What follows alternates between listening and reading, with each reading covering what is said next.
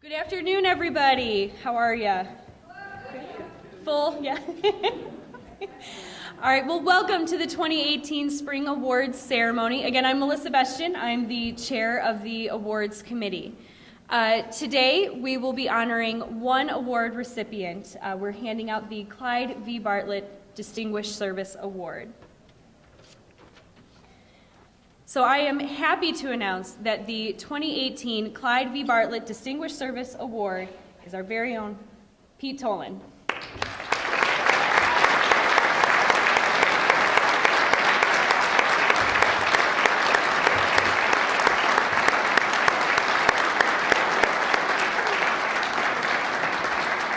So Pete began his school psychology career in Montgomery County in 1976. Since then, he has tirelessly served the students and school psychologists of Ohio. Pete worked as a school psychologist in Claymont City Schools from 1976 until 1984, when he transitioned to a consulting role with the East Central Ohio Educational Service Center. Since that transition, Pete has continued to work through ESCs, boards of DD, university training programs, and the Ohio Department of Education to provide support and expertise to practitioners across Ohio. He has served as a valuable resource for complex or rare cases, developed programs for preschools and children's psychiatric hospitals, and helped connect the worlds of school special education and community mental health resources to address the needs of the whole child. Very fitting for this particular conference. Pete has also been instrumental in shaping policy and practice throughout the state of Ohio. He was a leader in drafting the Ohio Model Policies and Procedures, guidelines for conducting alternative assessments, and the operating standards, which we are all very familiar with. He worked with ODE to coordinate the school psychology internship program, helping guide the university programs so school psychology students would enter the field prepared. He then personally helped prepare students as a professor at Kent State. Pete has also worked to support colleagues through leadership roles in regional associations and OSPA.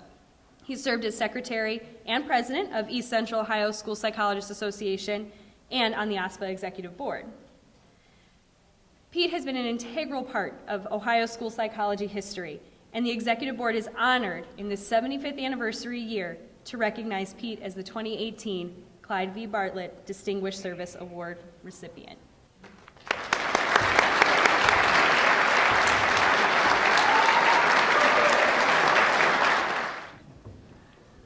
Well, thank you, Melissa. This is a great honor for me. I mean, I have been a member of OSPA since 1976. I never thought in 1976 I would be standing here receiving this award. And of course, those of you who know me know I was really wanting this award so I could stand in front of my peers and try to tell you what it means to me. Those of you who know me know that I probably shy away from things like that. But consistent with this honor, I am happy to have the opportunity to talk with you a little bit about my experiences and what I see as my privilege of having spent my career as a school psychologist. Okay. Ann Brennan, my good friend. I don't see Ann here. I know she's nearby, but I would say, Ann, you know, it's been a long time since I did this for a living, right? Since I had to do this for a living, you know. I don't know if I have it anymore.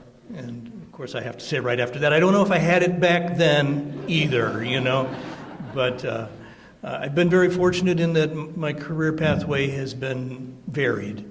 And I've had a lot of different experiences. So that's a wonderful thing for me at this juncture. So the comments I wanted to make this afternoon were about, I guess, the pathway that I've traveled with my career and what it has meant to me. I had this speech all wrapped up with a bow on it until I went to the ethics workshop last night. And then Kathy McNamara kind of undid me, and so did the discussion in the workshop, because I thought, you know, when you make a speech, you got to establish context, you know, mano y mano, you know, you guys know me and I know you, and what I say, you'll understand.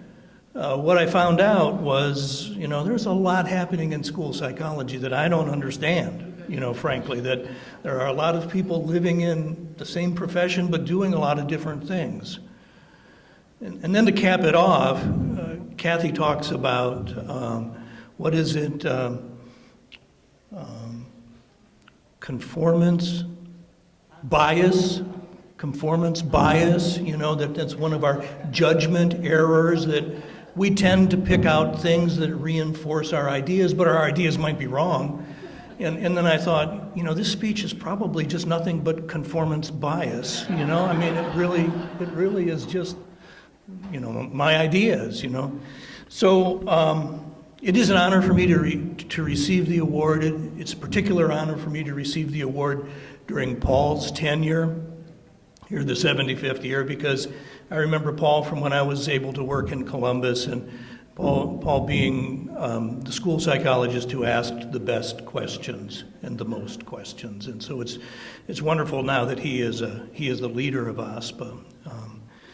Probably not a single answer I gave him promoted him to this leadership spot, so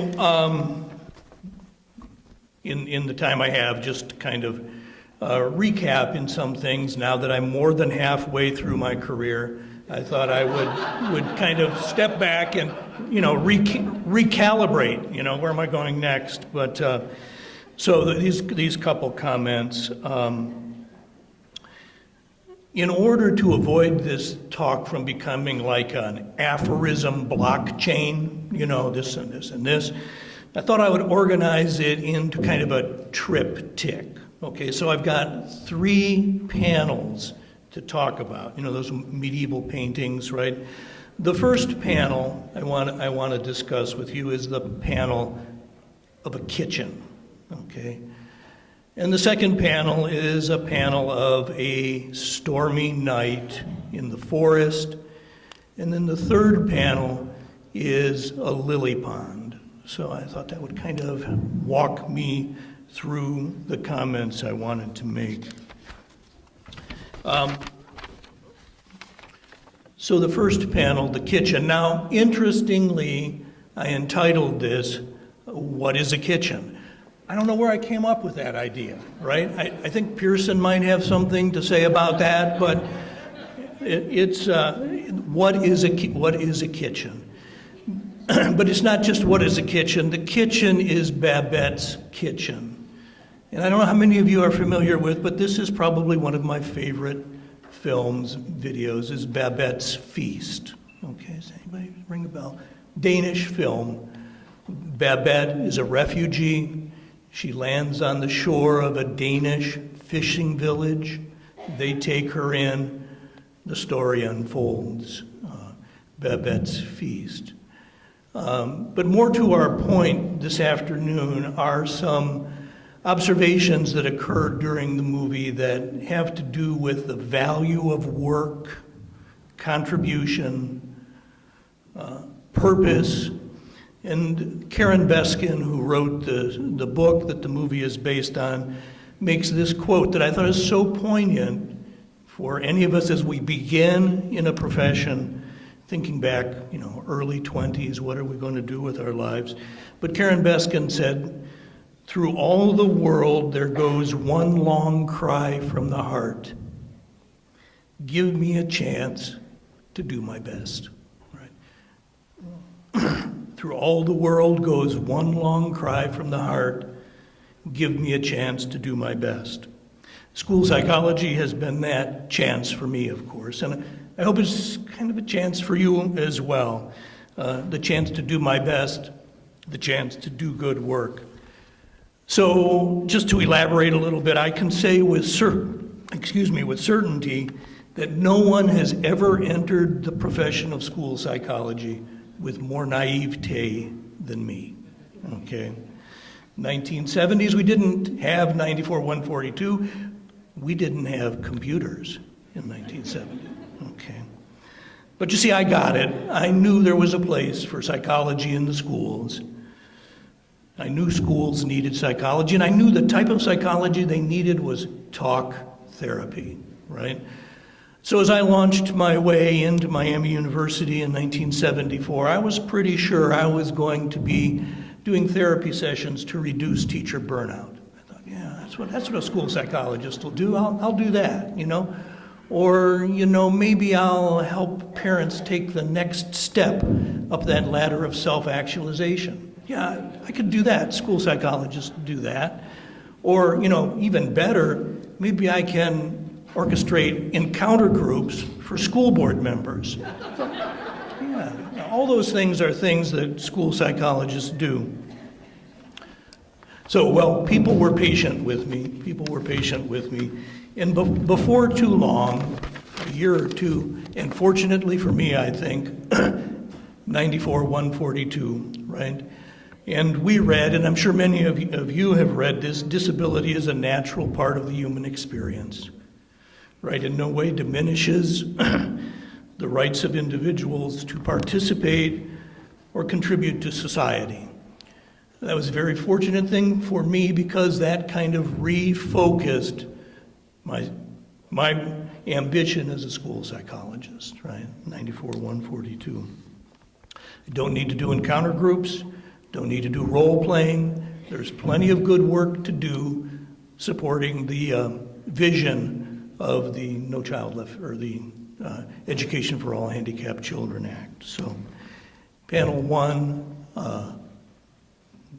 the opportunity to do good work, school psychology. We'll go to panel two, which is a stormy night in the forest, right? And so now it's dark and foreboding, storms are passing through. There's ghosts, right, and dreaded beasts in the forest. There's murder most foul in the forest. There's missed appointments, right? There's monster deadlines in the forest. No one sleeps. Right? No one sleeps.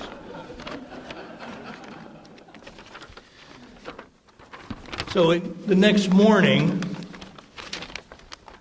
Lennox remarks, the night was unruly.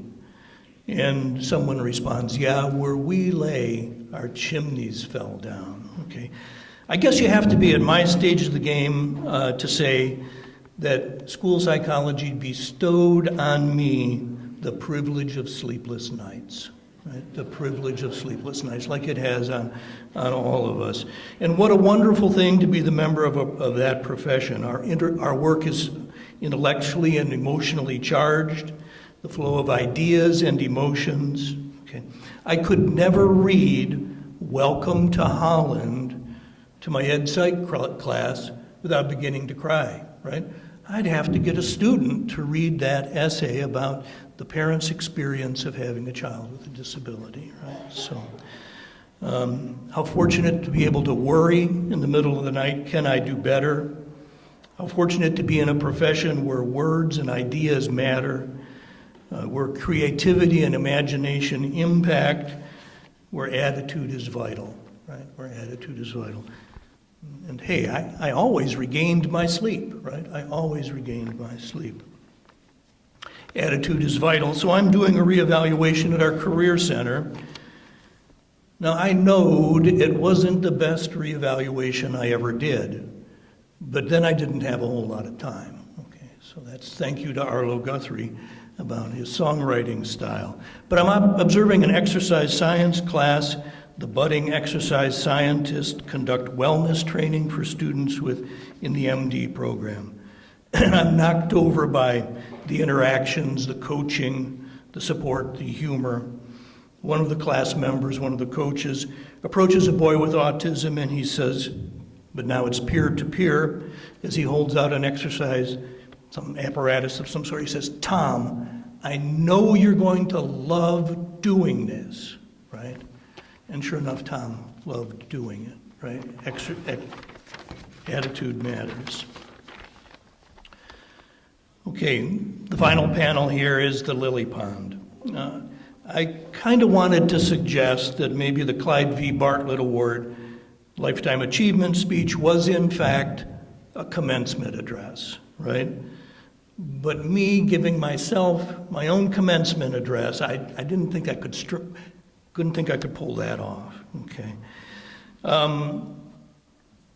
I keep thinking of Frank Lloyd Wright, who says, you know, I never wanted to be finished. I never wanted to say what I had done was the best I could do. Commencement address. David Foster Wallace took us to the Lily Pond in his commencement address at Kenyon College several years ago when he gave the What is Water story. Now, it is in my footnotes for this talk, but you could also Google it, David Foster Wallace commencement address, What is Water? The final privilege I have from my career in school psychology is that through my career experiences and my professional relationships, I've learned a great deal about what water is, okay? Over the weekend, I sat with my son and watched him play with the Legos we gave him for Christmas with his son, right? I watched preschoolers at the lunch table. The substitute is an old colleague of mine, back from retirement because she's needed. Years ago, she and I watched this very same scene, and it's wonderful, right? It's wonderful. And she turns to me and she says, the beat goes on, okay? Someplace deep in the pond, the lily pond, is the idea of duty. Know we anything so fair as the smile upon thy face, right? Swimming nearby is persistence in that lily pond. That which we persist in doing becomes easier. Not that the task has changed, but that our ability has increased. So I feel more aphorisms coming on, and I think I probably better quit now. But again, thank you for giving me the opportunity to share with you some of my thoughts on a wonderful career in school psychology, and I'm looking forward to what happens in the next half. Thank you.